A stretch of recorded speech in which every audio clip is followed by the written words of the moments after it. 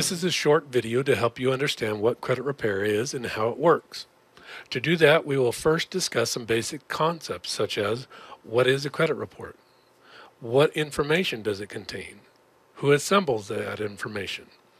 Where do they get their information from? And finally, how do you repair your credit? First, what is a credit report? A credit report is a collection of information about you, mostly financial information, and works as a financial transaction history that is used by potential lenders, employers, and others to determine your credit worthiness. Your credit report contains a variety of types of information. First, there's personal information, such as your full legal name and aliases you may have used, your current address and previous addresses, your current employment and previous employers, an inquiry history. This means a history of lenders or businesses who have looked at your credit report. A history of financial transactions. This is the meat and potatoes section of your credit report. These are businesses who have extended you credit and have reported that information to the credit bureaus. And finally, a history of public records, such as judgments, liens, or in other words, a history of civil court records. All of this information is assembled into your credit report. The companies who assemble or gather this information are called credit reporting agencies or credit bureaus, or as I call them, the axis of evil. Just kidding. As you can see, this is a lot of information to gather, and there are multiple gathering sources. So when a mistake happens, it flows all the way down the information chain and finally ends up on your credit report. Credit repair is a process of attempting to clean up the credit history. With all the information on your credit report, you need to understand that if it doesn't help you, it hurts you. To make it simple to understand, let's use this comparison. Suppose you have a big ugly spot on your shirt and you want to clean it so you can wear it to your job interview. What do? You clean it, right? You put it in the shirt in the washing machine with your other dirty clothes, put in some soap, and after a while you're wearing a spot-free shirt. You get the general idea, right? The shirt is like your credit history and the spot is like that late payment, charge-off, or repossession. However, there are state and federal laws that govern how this information is reported, how it is obtained, how long the information may remain, and what the process is for correcting mistakes and removing unverifiable information. This means the only information that a credit bureau can legally keep on your credit history is information that is verifiable at the source, and which is within the length of time they are allowed to keep it, which is generally 7 years and 10 years for public records. So let's look at the credit reporting process to give you a basic understanding of the flow of information for credit reporting so you can repair the unverified and outdated information. So first, let's look at how the information is gathered and reported. For example, pretend that on your 18th birthday you want to move out of your parents' house and find an apartment to rent.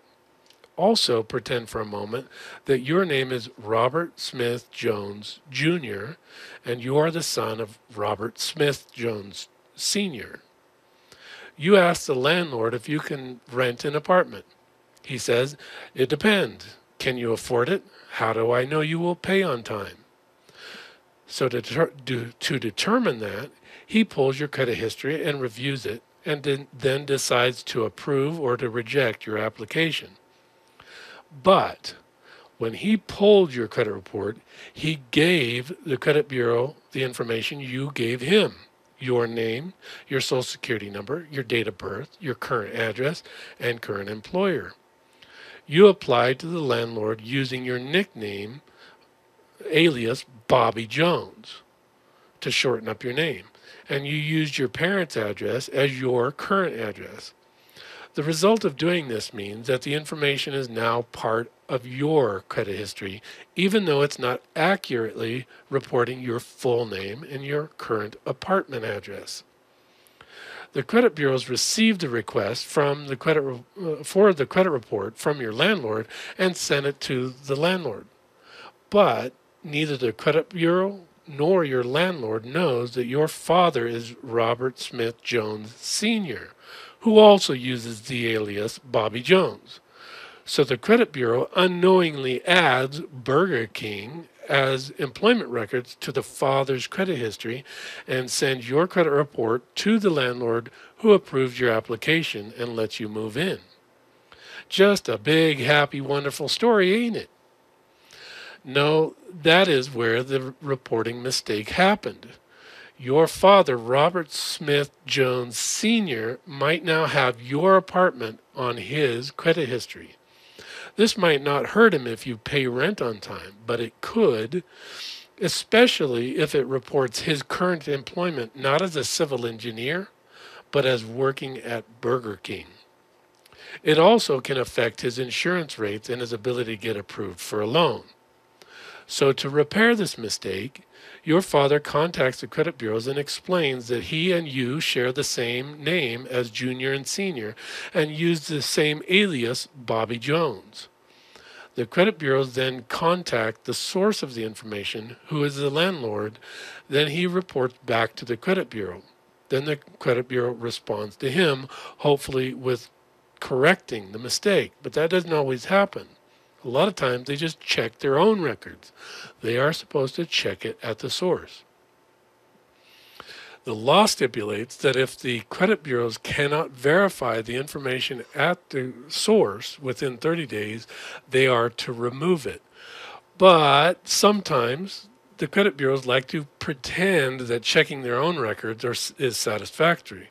They will pretend the information the landlord gave them was accurate. It was not. They must re-verify the information with the landlord again, not just check their own records. That is just one example of many types of information sources and how the mistake happened.